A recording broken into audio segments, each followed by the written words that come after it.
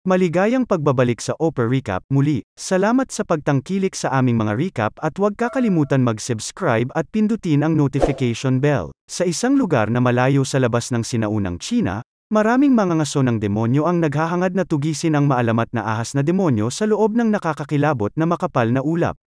Isang magandang babae na may pulang damit ang nagsimulang tumakbo palabas rito na parang sinusubukang tumakas mula sa isang bagay na mapanganib. Isang demon hunter ang sumugod at sinunggaban ang dalaga upang mapanatag mula sa pagkabalisa, ngunit agad niyang sinimulan ang pang-aakit sa kanyang tagapagligtas, na sinusubukang makipagtalik sa kanya para sa kanilang magiging anak. Natakot ang lalaki sa panukala at agad niyang itinapon ang babae, na pagtanto na siya ay isang nakakatakot na demonyo. Ang mga mandirigma ay labis na nagagalit at nagsimulang umatake sa kanya sa pamamagitan ng paggamit ng kanilang mga mahika. Ngunit ang kanilang mga pagsisikap ay walang silbi dahil tinatakpan sila ng demonyo sa loob ng isang higanting pulang tela. Nagawa ng halimaw na lituhin ang mga mangangaso at pinatay ang isa sa kanila sa gitna ng kaguluhan, ngunit mabilis na ginamit ng pinuno ang kanilang pamamaraan at nakulong ang demonyo sa loob ng isang lumulutang na pinto. Habang halos hindi kayang pigilan ang kalaban, dumating ang mga pulis upang tulungan ang mga mangangaso ng demonyo. Ngunit mabilis silang itinapon ng makalaya ang halimaw at ipinakita ang kanyang tunay na anyo bilang isang higanteng alupihan. Bago pa man mapatay ng demonyo ang kapitan ng mga pulis, isang higanteng tungkod na tumusok sa dibdib ng demonyo, na nagpapakita ng isang maalamat na demon hunter na tinatawag na Menghai, na narito upang patayin ang mabangis na hayop sa tabi ng kanyang mag-aaral na si Gao. Gayunpaman, mabilis nilang naramdaman ang isa pang aura na tumakas sa lugar na ito at napagtanto na ang babaeng alupihan ay isa lamang panggulo. Pinagtatawanan ng kalaban ang kanilang walang kwentang pagsisikap na tugisin ang demonyong ahas, na inaakusahan silang sinusubukang nakawin ang kanyang espiritual na enerhiya, ngunit pinatahimik kaagad ni Menghai ang halimaw sa pamamagitan ng pagbuklod sa kanya sa loob ng kanyang gintong mangkok. Galit na galit ang lalaki na naloko siya ng demonyo at mabilis na hinabol ang puting ahas. Lumalabas na ang pinuno ng mga demon hunter na kilala bilang Kong ay ang may pakana sa pangangaso sa demonyong ahas, dahil ang espiritual na enerhiya ay maaaring magbigay sa kanya ng napakalaking kapangyarihan. Sa kabilang panig, isang babaeng tinatawag na Beizu ang nahihirapan ng husto habang nakarinig ng boses mula sa langit, na nagsasabi sa kanya na dapat niyang maranasan ang mga damdamin ng mga mortal bago siya maging isang Diyos. Bumagsak siya dahil sa stress sa pagdinig mula sa mga Diyos at bumalik sa kanyang tunay na anyo, na nagpapakita na siya ang maalamat na puting ahas. Ang isang batang iskolar ng medisina na tinatawag na Sian, ay natagpuan ang ahas sa kanyang paglalakbay, at sinubukan na pangalagaan ang nilalang sa pamamagitan ng pagpapanatiling mainit-init, ngunit hindi nagtagal ay nakita niya ang isa pang babae na lumitaw sa kanyang harapan na walang mga paa, at mabilis na nahimatay sa lupa. Ang pangalan ng babae ay Ching, ang nakababatang kapatid ni Beizu, na gustong pumatay sa lalaki sa pag-aakalang siya ay isang mangangaso ng demonyo. Agad siyang pinigilan ni Beizu na sinabi sa kanya na hindi lahat ng tao ay masama at naging dahilan upang umalis ang kanyang kapatid sa galit. Maya-maya ay nagising si Sian at nakita si Beizu bilang isang magandang babae na agad na umibig sa kanya habang nakakahiyang natalisod palayo sa babae. Pinasalamatan niya ang babae sa pagligtas sa kanyang buhay at sa huli ay nalaman niya ang pangalan nito, na naging dahilan upang ang lalaki ay mapuno ng pagsinta na halos makalimutan na niya ang daan pauwi.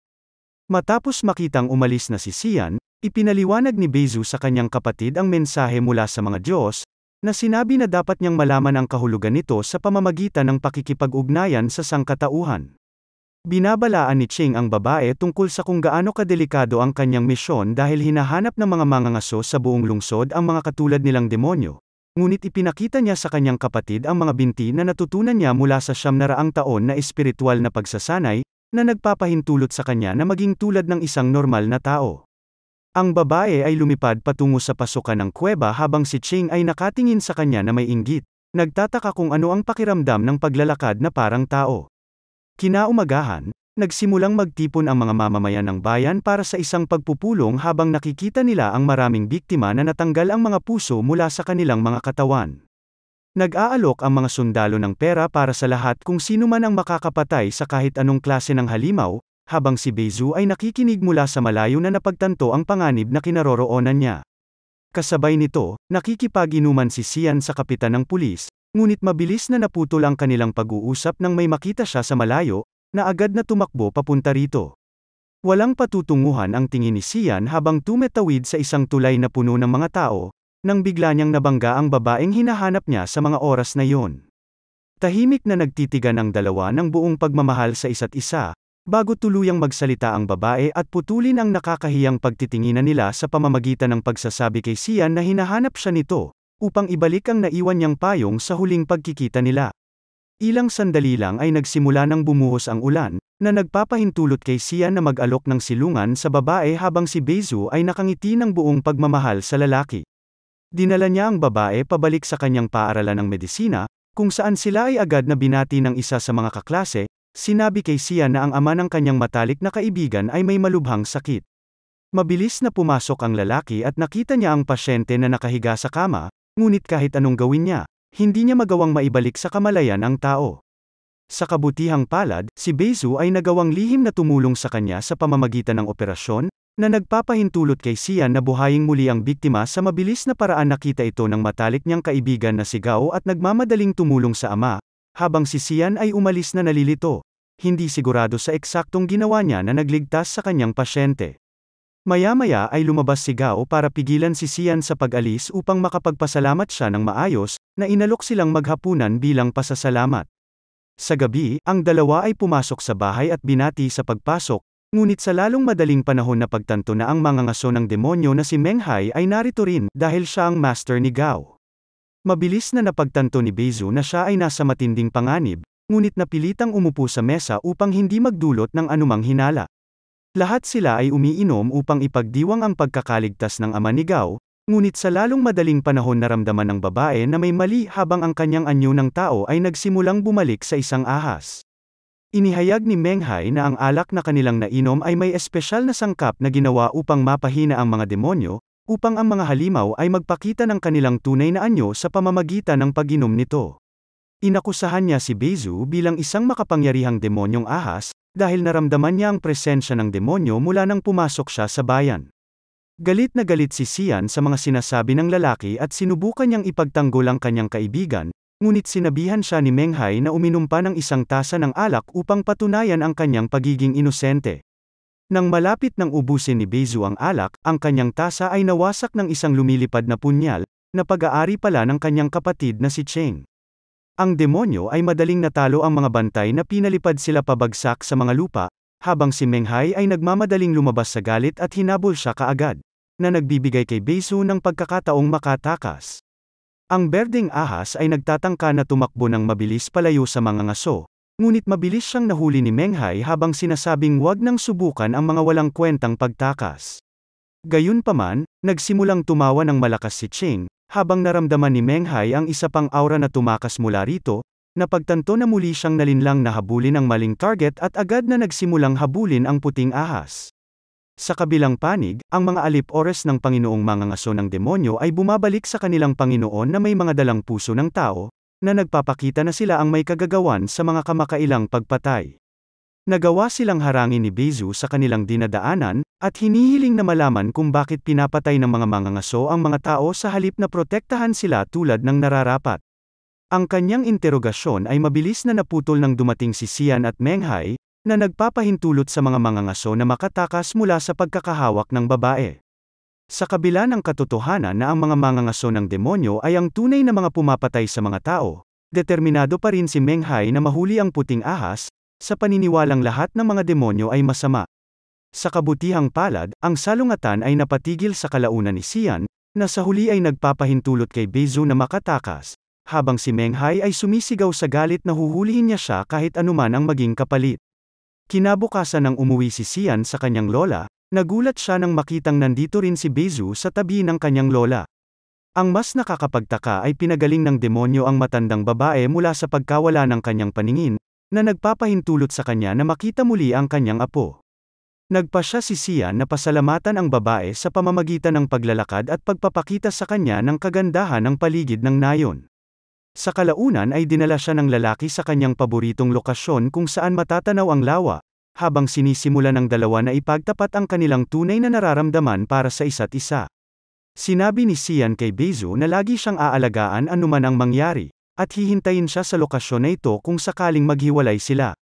Gayunpaman, ang kanilang pag-iibigan ay mabilis na naputol nang ang dalawang taga-nayon ang sumugod sa magkasintahan, sinusubukang bigyan ng babala si Sian na ang babae ay isang nakakatakot na demonyo. Dumating din ang mga mangangaso matapos matanggap ang sumbong mula sa mga taga-nayon, at nagsimula ang isang matinding labanan nang magsagupaan ang dalawang partido. Si Bezu ay napakadaling nakakuha ng kalamangan at nahawakan ang isa sa mga kaaway, ngunit si Sian ay sumigaw sa kanya na huwag pumatay, na nagbibigay ng pagkakataon sa mga ngaso na saksakin ang babae sa tiyan mismo. Nagmamadaling sumugod ang lalaki upang subukan at protektahan ang kanyang iniibig. Ngunit mabilis na napatunayang wala siyang laban sa mga kaaway, habang sinusubukan ni Bezu na labanan ang iba pang mga kaaway sa kabila ng kanyang mga sugat. Sa lalong madaling panahon, si Sian ay nasakop ng pinuno ng mga ngaso, ngunit nailigtas siya ng babae mula sa pagpatay, na nagpapahintulot sa kanyang sarili na saksakin muli ng kanyang mga kaaway. Si Bezu ay sumisigaw sa matinding paghihirap, dahilan upang siya ay mag-transform sa isang higanteng ahas na galit na umuungal sa mga mangangaso ng demonyo, na tinatangay ang lahat sa pamamagitan ng kanyang napakalawak na aura. Nahulog si Sian sa bangin bilang resulta, ngunit mabilis na pumunta ang demonyo patungo sa kanyang iniibig at muli siyang nailigtas sa huling sandali. Nang tuluyang magising ang lalaki, napagtanto niyang nakahiga siya sa ibabaw ng isang higanteng ahas, at natakot sa tunay na anyo ng babae habang papalapit sa kanya ang demonyo. Ang napakalaking ahas ay muling naging tao, at mabilis na napagtanto ni Sian na ang kanyang minamahal ay malubhang nasugatan mula sa pakikipaglaban. Binuhat ng lalaki ang babae sa kanyang mga balikat at nagsimulang tumakbo palayo sa lugar, sa kalaunan ay dumating patungo sa isang lawa habang papalapit na ang umaga. Sa kabutihang palad, nakahanap si Sian ng mangingisda na nagpapahintulot sa kanila na sumakay sa kanyang bangka, at magpatuloy sa paglalakbay sa tubig habang dahan-daang bumabawi si Bezu. Gayunpaman, hindi nagtagal ay nakita ng babae ang isang pamilyar na mukha sa labas ng bangka, na lumalabas na ang kanyang kapatid na si Ching, ngunit inatake kaagad ng demonyo si Sian, sinisisi siya sa kasalukuyang kalagayan ni Bezu. Mabilis na naputol ang kanilang mga argumento nang ihayag ng mangingisda ang kanyang sarili na si Meng Hai, na nanlinlang sa magkapatid na babae upang sa wakas ay makaharap niya ang mga ito. Sinabi ng mangangaso kay Bezu na ipinagbabawal para sa isang demonyo na mahalin ang isang tao, at ang kanilang relasyon ay lubos na makakasira sa langit, ngunit ang puting ahas ay hindi na naghahangad na maging isang Diyos, hanggat maaari niyang makasama ang taong mahal niya. Inatake ni Bezu ang Demon Hunter kasama ng kanyang kapatid na babae, at ang tatlo ay nagsimulang maglaban na galit habang nagpapalitan sila ng suntok sa tubig. Hinabol ng mga demonyo si Meng Hai papunta sa bangka, ngunit ang lalaki ay nagpakawala ng isang malakas na shockwave na nagpabagsak sa magkapatid na lumilipad pabalik na iniipit sila sa mga dingding.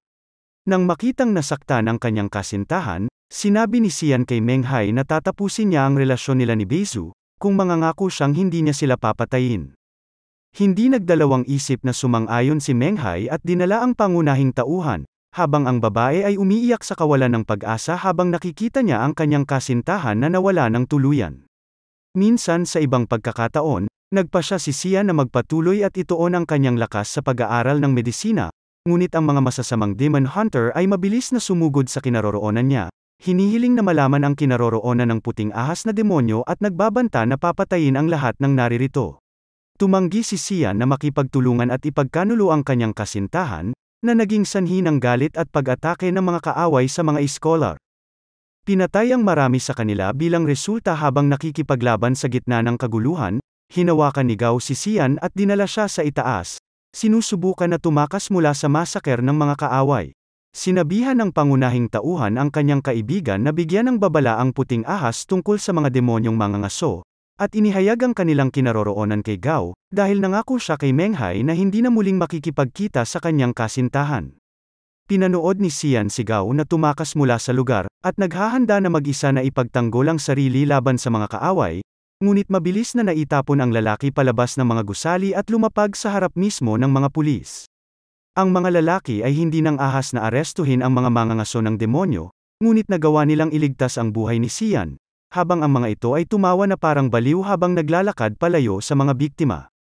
Gayunpaman, sa lalong madaling panahon ay ibinunyag na si Gao ay nagtatrabaho kasama ang mga kaaway sa buong panahon, dahil gusto niyang kilalanin bilang bayani na nakahuli ng demonyong ahas para sa mga tao. Mabilis na nahanap ng mga mangangaso ang magkapatid na babae at sinimulan nilang salakayin ang mga demonyo kasama ang lahat ng kanilang mga hukbo. Sumugod si Gao patungo sa puting ahas at itinaas ang payong na pag-aari ni Xian, na sinasabing may mensahe para sa kanya si Xian. Lumapit si Bezu patungo sa taksil nang hindi nag-iisip, at agad na sinaksak sa tiyan. Nakita ito ni Ching at itinaboy ang lalaki at sinubukang iligtas ang kanyang kapatid. Nakita ng berdeng ahas ang kanyang nag-iisang pamilya na malubhang nasugatan, at sinisingil ang mga tao sa galit, na pinaghiwa-hiwalay ang mga lalaki habang sinusubukan na gumanti para sa kanyang kapatid. Sa lalong madaling panahon, dumating si Xian sa lugar ng digmaan, at mabilis na hinawakan ang kanyang kasintahan na duguan sa sahig.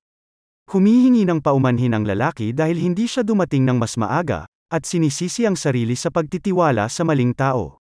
Sinubukan ni Xian na tulungan ang kanyang kasintahan na makatakas mula sa mga masasamang demon hunter, ngunit paulit-ulit na sinaksak ng mga kaaway habang sinusubukan niyang ipagtanggol ang babae.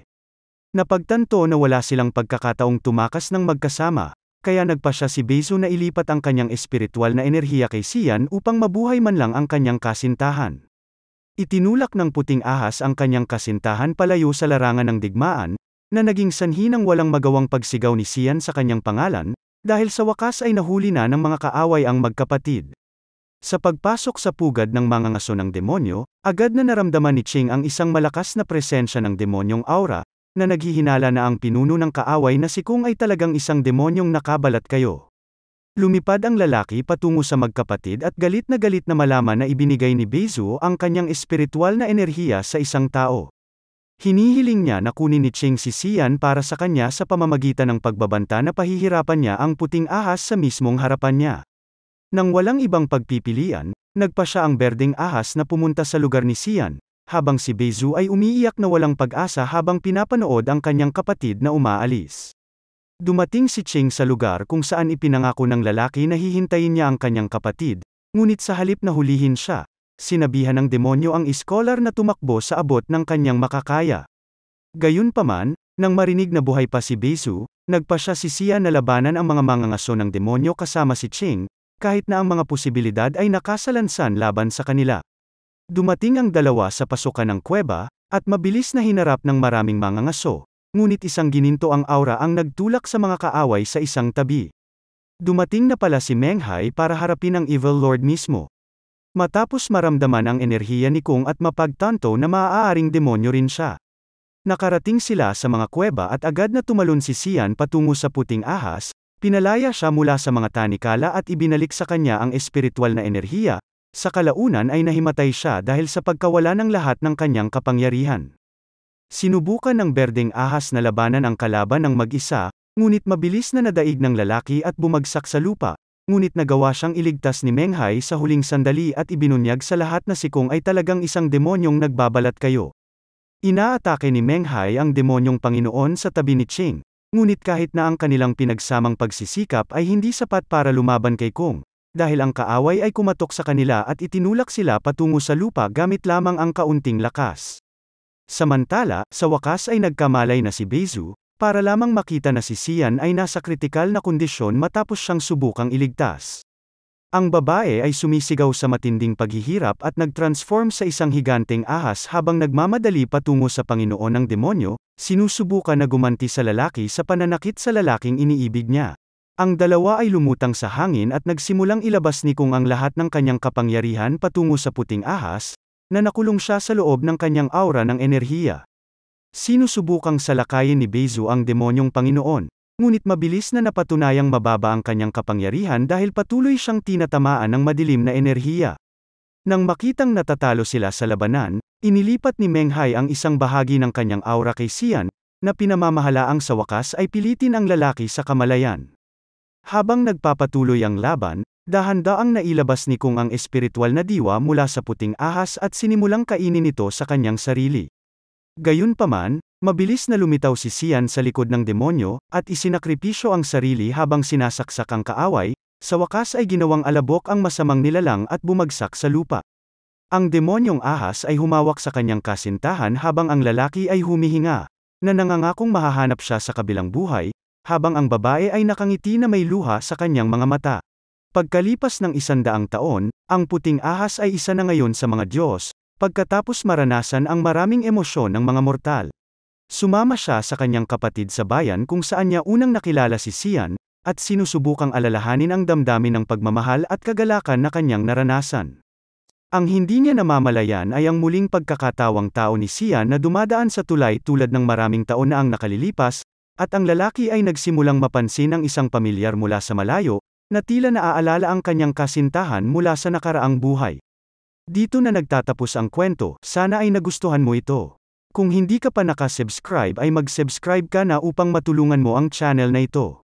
Mag-comment ka na rin tungkol sa kwento. Salamat!